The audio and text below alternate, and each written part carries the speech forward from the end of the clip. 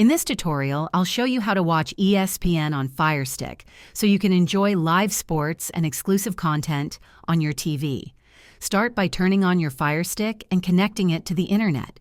Use the search function in the Amazon App Store to find the ESPN app. Select it and click Download to install it on your Firestick. Once installed, open the app and sign in with your ESPN account.